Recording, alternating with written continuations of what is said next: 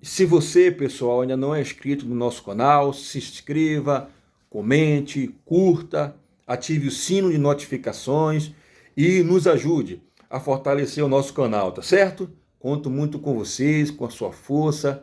Então, cole com a gente aí, nos ajude. Nós vamos aí mostrar aí para todos vocês aí a entrevista, ou melhor, coletiva do nosso diretor Eduardo Freeland. Ele fala tudo aí a respeito das novas contratações, do Marcinho e etc e tal. Ele deixa o posicionamento. E desde já eu digo que eu concordo com ele, tá? Eu assino embaixo tudo que o Freeland falou, certo? Em outras palavras, não vou me alongar muito, eu faço das palavras dos Freeland, do Eduardo Filho, nosso diretor, eu faço das palavras deles as minhas. Eu acho que é por aí, acho que ele está certo, acho que ele foi muito sensato no que ele disse, foi muito sensato, agiu correto, certo? Então vamos que vamos, tá? No tocante aí ao atleta, o atleta está aí, o atleta faz parte agora do grupo, vamos nós torcedores torcer, ajudar, certo? E desejar que ele faça um bom trabalho no nosso quadrão e nos ajude ao nosso objetivo final, que é subir a Série A, tá bom? Forte abraço. Mais uma vez, hein? Se você não é inscrito no nosso canal, se inscreva, curta, compartilhe, comente, ative o sino de notificações e nos ajude a fortalecer o nosso canal, tá bom, pessoal? Um forte abraço, hein? Deus abençoe, hein? Vamos soltar o vídeo aí? Vamos lá! Eduardo, bom dia. Ontem foi anunciado o Goulart e também foi anunciado o Marcinho em um vídeo onde você explicou a tomada de decisão, como é que o Bahia tomou essa escolha, você como o dono da chave do futebol nesse momento, como você disse aqui em março. Na internet, principalmente na internet, a gente vê muita repercussão negativa em relação à contratação do Marcinho, muitos torcedores protestando. Como é que você recebeu essa repercussão negativa? Como é que o Bahia vai lidar com essa situação de ter uma parte da torcida reclamando da contratação do Marcinho? Ulisses, boa tarde. Obrigado pela presença. A gente já, de certa forma, esperava que houvesse uma repercussão negativa, mas a gente também vê uma repercussão positiva por outro lado, né? E a gente é muito sensível a esse olhar, a esse tipo de discussão, porque é um tema relevante, né? Não é uma situação normal. Então, a gente procura ser muito racional, analisar a situação de uma forma bem crítica, bem atenta. O fato de ser o jogador que foi, eu já conhecer bem o histórico, claro que pesa, né? Nenhuma decisão é tomada por uma pessoa só dentro do clube, nenhuma contratação, nenhuma decisão de chegada ou saída de funcionário, por exemplo, é uma pessoa só que toma a decisão. Mas sim, o presidente me deu a chave do clube, como ele brincou na minha apresentação, e a decisão final, obviamente, claro que passa por uma discussão interna, mas eles me deram carta branca para tomar essa decisão, e eu entendendo o jogador que é, a pessoa que é, a própria situação, que ela é delicada, gera discussão, mas, por outro lado, essa discussão ela é muito importante, isso é muito importante a gente dizer, assim, que a gente, claro que vai sempre ter pessoas pensando positivo, entendendo a situação, outras pensando que não poderia acontecer a contratação, que é contrária à contratação, e essa discussão é importante que ela seja no melhor nível possível. A única coisa que a gente tem de preocupação com tudo isso é gerar a cultura do ódio, né? Isso é que eu acho que a gente tem que tomar um cuidado, mas a divergência entre opiniões de que é certo contratar ou não é certo contratar, se for num nível elevado de discussão, ela é importante, porque a gente está tratando de uma coisa que vai além do futebol, né? Por outro lado, é um ser humano, por outro lado, uma pessoa que precisa voltar a trabalhar, que reconhece o erro, pediu perdão para a família, né, com quem houve o acidente, cometeu erros e reconhece, a justiça está julgando o caso, e a gente vai respeitar sempre o que a justiça determinar, porque a gente entende que tem que ter justiça. A gente não é contrário, muito pelo contrário, a gente é muito favorável a isso, e a gente entende que a coisa vai ser muito respeitada, mas é um ser humano que precisa trabalhar, como qualquer outra profissão. Se ele fosse um padeiro, a gente entende, obviamente, que existe uma repercussão por ser um jogador, é uma figura notável. Mas se ele tivesse qualquer outra profissão, ele não voltaria a trabalhar? Então, a gente entende todo esse cenário, entende a discussão, reconhece e respeita todo tipo de discussão a respeito do tema, mas depois de analisar bastante, durante 2 meses, toda a situação, a gente entendia que fazia sentido trazer um jogador que eu já conheço, que eu tenho uma relação desde base, já conheço há mais de 10 anos, a gente entendia que fazia sentido oportunizá-lo a voltar a trabalhar. E concomitantemente a isso, a gente também entende que isso eleva o nível da equipe e nos ajudará a alcançar o principal objetivo da nossa temporada, que é o acesso. Eduardo, você falou que essa decisão ela foi tomada com uma certa análise, né, e que as decisões elas não são tomadas por uma pessoa só, apesar de você ter a chave do futebol do clube. O Bahia, ele nos últimos anos, foi um clube que se destacou por ações e temas que estão para além do futebol, né? Eu queria saber se, nessa decisão da contratação de Marcinho, se o núcleo de ações afirmativas do Bahia ele foi consultado, quem participou dessa decisão e como que foi para vocês analisar o atrito que gerou, no caso, a contratação com a torcida, porque eu vi muitos comentários nas redes sociais, inclusive de torcedores afirmando que vai cancelar o sócio ou que se colocaram no lugar, pois já passaram por situação semelhante. Como que vocês fizeram esse balanço para fazer essa contratação? É importante eu dizer que eu acompanho o Bahia, uma das grandes admirações que eu passei a ter enorme do Bahia nos últimos anos foi justamente pelas políticas inclusivas que o Bahia, as ações de políticas inclusivas que o Bahia passou a ter. Isso foi muito forte, eu acho que isso marca muito a história do Bahia, do posicionamento do Bahia. E a gente também, até perante essa percepção, a gente também tem uma análise que pode gerar discussão, como eu falei anteriormente, mas que ela também pode trazer para a gente uma percepção contrária ao que, de repente, o senso comum ou algumas pessoas estão trazendo à tona de discussão. Por exemplo, quando a gente fala de incluir o atleta que passou por um acidente, poder voltar a trabalhar. Então, assim, claro que isso gera discussão, uma fala como essa também pode gerar algum tipo de discussão, do entendimento disso, mas a nossa percepção é que a gente está fazendo bem para uma pessoa que já fez acordo com as famílias, que já está sendo julgada.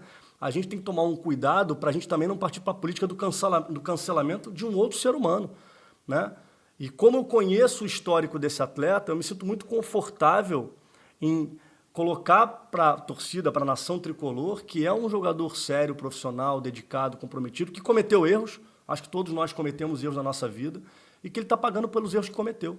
E a gente aqui não pode simplesmente cancelar e virar as costas. Eu acho que o Bahia é um clube que pode também pensar dessa forma e abrir as portas para oferecer um novo caminho, uma nova oportunidade para um atleta como ele. Eduardo, por que o Bahia entendeu que valeria a pena esse desgaste com parte da torcida, esse clima ruim que pode se instaurar de repente? Eu acho que o Bahia, eu sempre vi o Bahia e a partir do momento que eu estou dentro, eu percebo isso muito claramente, é um clube que tem um lado humano muito forte, né? É claro que o lado humano se aflora de várias formas, né? É visto de várias formas. Volto a falar das políticas inclusivas que o clube teve, de ações bem relevantes, recentes inclusive. E a gente discutiu, basicamente toda a discussão, ela gerou em torno desse ponto, né? Qual é o retorno que a gente vai ter em prol da ação que a gente está tomando, a decisão que a gente está tomando. E o fato da gente estar analisando o lado humano desse processo, né, de tudo que foi discutido, fez com que a gente entendesse que faria sentido. Eduardo, o Marcinho ele já estava treinando aqui no CT há pelo menos uma semana e ele é um jogador livre, né? Está livre desde abril, quando deixou o Atlético Paranaense. Por que o Bahia demorou um pouco mais de tempo para anunciar o jogador que já estava no clube? Foi também fazendo esse balanço e até esperando talvez um acerto com o Ricardo Goulart, que é um jogador que tem uma carreira bastante consolidada e que tem um certo impacto, para tentar reduzir esse atrito que teria com o torcedor? Não, na verdade, todo o imbróglio foi simplesmente documental, né? A gente, na verdade, queria muito anunciar o Marcinho semana passada, só que, como ele está vindo por empréstimo de um clube de fora, gera um trâmite mais burocrático. E esse trâmite demorou um pouquinho em função das questões do clube, dos ajustes, dos acordos, e só ontem a gente conseguiu, efetivamente, ficar tranquilo que a gente poderia anunciá-lo. Então, foi fundamentalmente em função de parte documental e de registro. Só para complementar aqui, ele foi para o Chipre, mas não foi, né? Mas o registro dele foi para o Chipre. É importante, né? Só na quinta-feira da semana passada o time do Chipre Sexta, né? fez a solicitação do PMS. Ah, é, quinta de manhã. Foi enviado pela CBF para lá e depois de chegar lá tinha que voltar para cá. É, só na segunda-feira, ontem, que ele foi colocado no sistema. Então, só sendo colocado no sistema que a gente poderia fazer. Você falou que ele era livre, mas na verdade ele está vindo como empréstimo, né?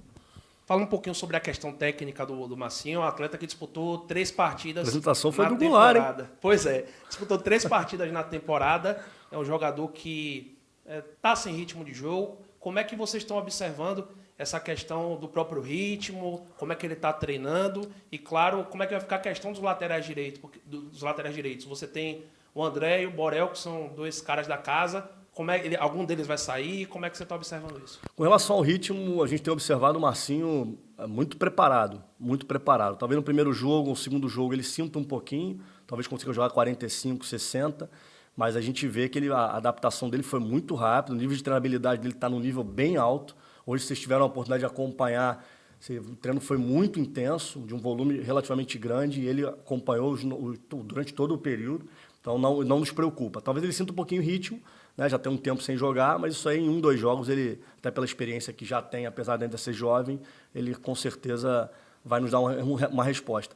Com relação ao André e ao Borel, né, que são os 2 laterais jovens que a gente tem, eu sempre sou muito favorável a você ter sempre na posição um jogador um pouco mais maduro e jogadores mais jovens, né, em linhas gerais.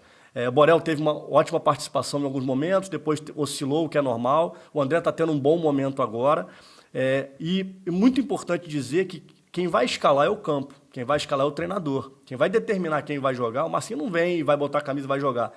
Isso vai depender do treinador. Ele vem com o status de um jogador de um nível técnico alto, vem com o status de jogador que há menos de 2 anos serviu a seleção brasileira principal. Mas o que eu entendo é que o contexto vai falar por si em relação a quem vai jogar. E o segundo ponto nosso trabalho interno de mostrar para esses atletas mais jovens o quanto eles também podem crescer na carreira se olhar para os jogadores de um nível como ele, que chegou à seleção brasileira, para poder se espelhar e crescer também no seu jogar, entendeu? Sobre a janela de contratações, o Bahia já anunciou 5 reforços. Eu queria que você analisasse essas contratações e se o Bahia ainda vai buscar mais jogadores. Por exemplo, o Rildo saiu, vai ter reposição. A torcida também cobra um centroavante. O Bahia está no mercado em busca desse jogador? A gente que trabalha com futebol, a gente está sempre atento, principalmente agora com essa cultura da janela, a gente sempre vai estar atento a oportunidades, mas a gente entende que a gente está chegando e os treinos cada vez mais com a chegada do Copete, chegada do Igor, com a chegada do Noga, assim, todos os jogadores que estão chegando nesse processo são jogadores que a gente percebe em campo o nível do treino como tem elevado. Então a gente está bem satisfeito com o elenco que a gente está.